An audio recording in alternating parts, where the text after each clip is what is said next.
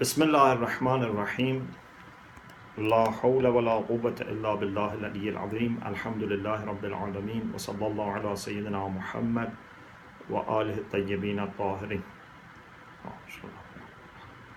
اللهم أخرجني من ظلمات الوهم وأكرمني بنور الفهم اللهم افتح علينا أبواب رحمتك وانشر علينا خزائن علومك برحمتك يا أرحم الراحمين. Can you hear me?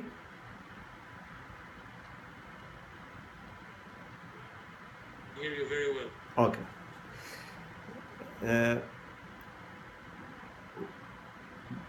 What was the last hadith?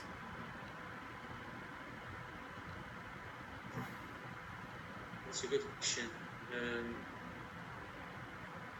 I think the last was about من غدا في طلب العلم أظلت عليه الملائكة.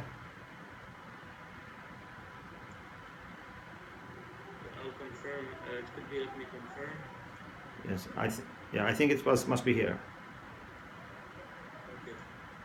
Anyway, I go, or if you can you change quickly? I'm checking now.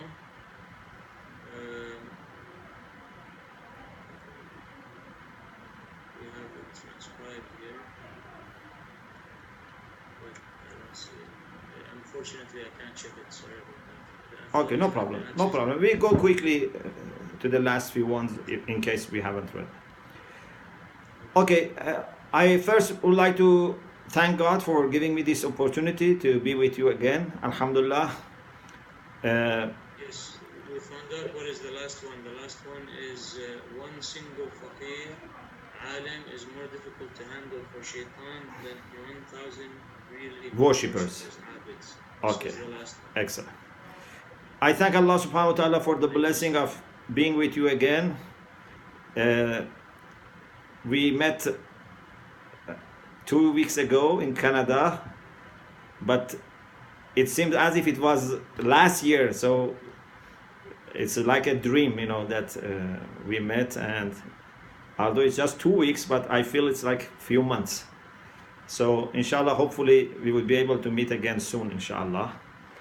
And I am right now busy in Qom with Risalat course, so we have brothers and sisters from US, Canada, UK and other countries, and our classes are held in Qom in Jamkaran. So this is why I had to come here, and I'm sorry I was late, but alhamdulillah, so far the programs have been very well, and inshallah on Tuesday we go to Mashhad, and inshallah I remember you in Mashhad and pray for you inshallah there. In our discussion of the hadith from Prophet Muhammad sallallahu alaihi wasallam about knowledge, we reached this hadith: إن مثل العلماء في الأرض كمثل النجوم في السماء.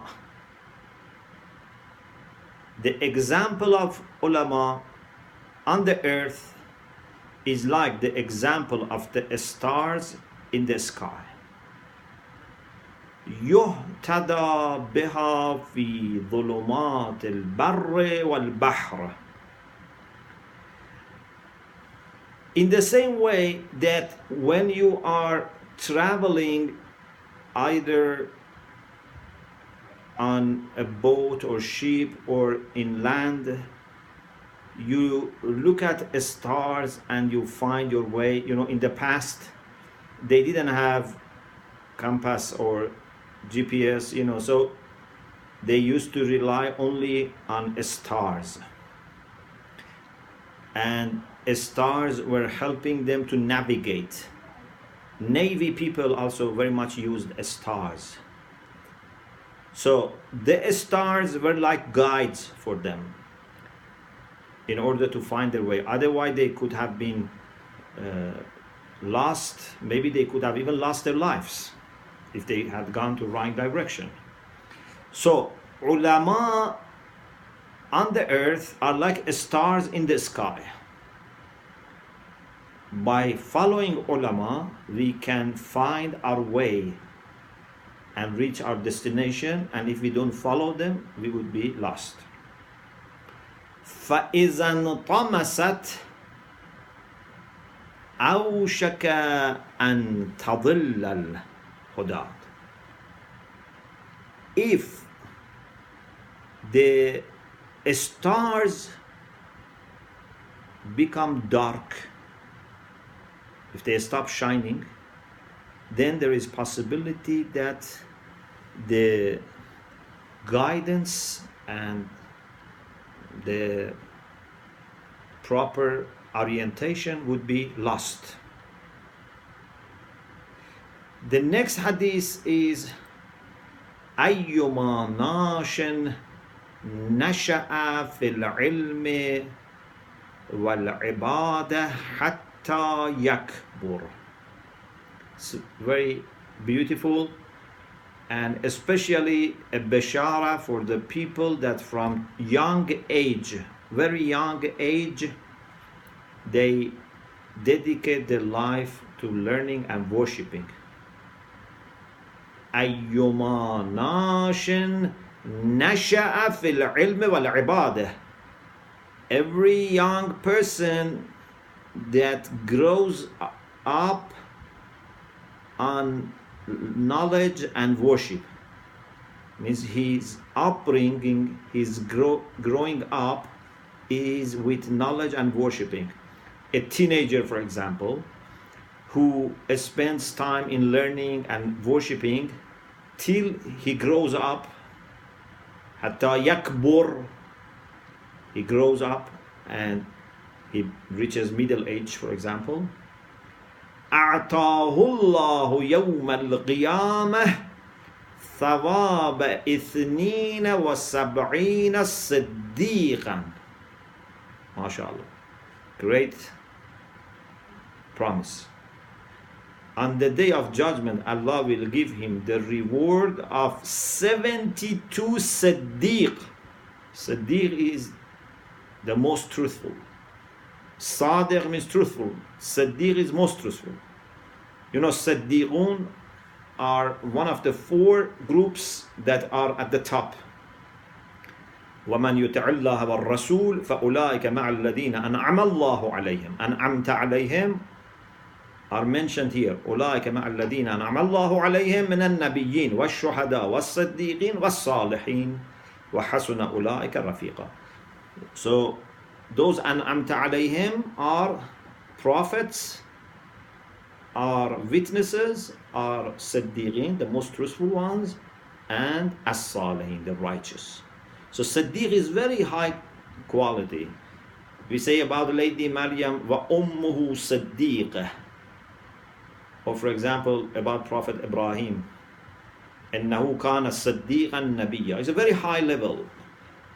But if a person, a very young person, dedicates his or her life to learning and worshipping Allah till he becomes well grown up, middle age, then Allah will give him the reward of 72 Siddiq. May Allah, inshallah, give all of you this. And even if you didn't start learning when you were a teenager, but still you are young, so still you can do this. In some hadith, anyone lower than 40 is considered as young.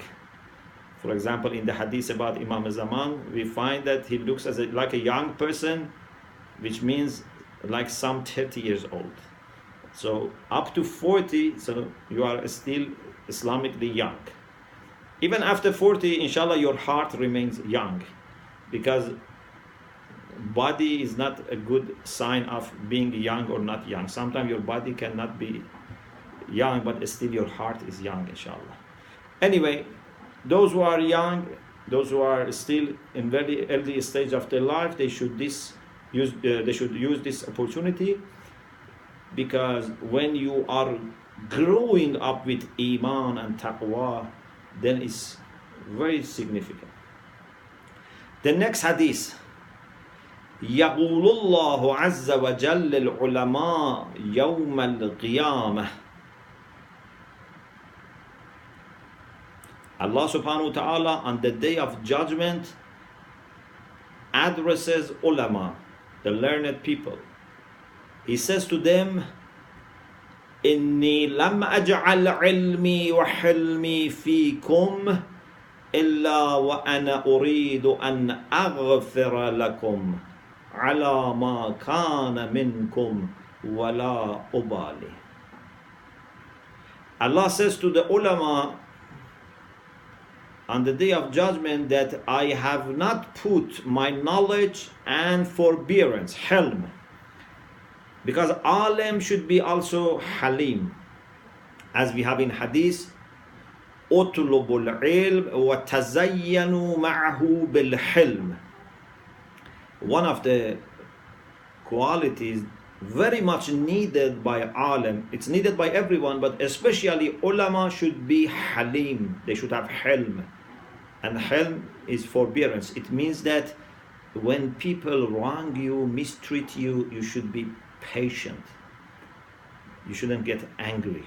You shouldn't lose your control. Your emotions should not go out of control.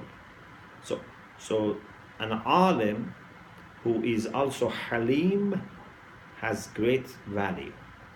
So here you understand Allah is talking about ulama who are also qualified with hilm.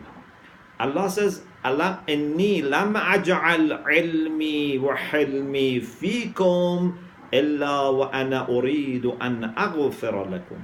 I have not put my knowledge, because knowledge comes from God, and hilm, this virtue comes from God. I have not put my knowledge and my hilm, forbearance, in you except because I want to forgive you ala ma kana minkum.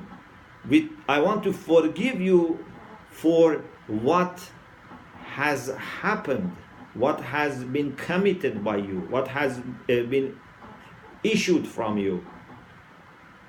Wala ubali, and I don't care, means no matter what mistakes you may have done, what sins you may have done, of course not deliberately. It's not that this person is a vicious person, but you may have done mistakes, you may have committed sins unintentionally, or anyway, some maybe kind of pressures, some kind of losing control. Not something that you don't bother about sin. No, you feel bad, but still you may have done something. Allah says, I'm going to forgive you. So this shows that if someone has proper orientation in life, dedicates his life to knowledge and patience, then if something goes out of his control or her control, Allah will forgive. But if someone is a vicious person and he is alim, his sins would be forgiven much later than a person who is not knowledgeable. يغفر للعالم يغفر للجاهل 70 ذنبا قبل أن يغفر للعالم ذنب واحد. The one who is not alim, 70 sins of the one who is not alim, who is jahil, who is ignorant, for example, 70 sins of ignorant people will be forgiven before one sin of alim is forgiven. What type of alim is this alim?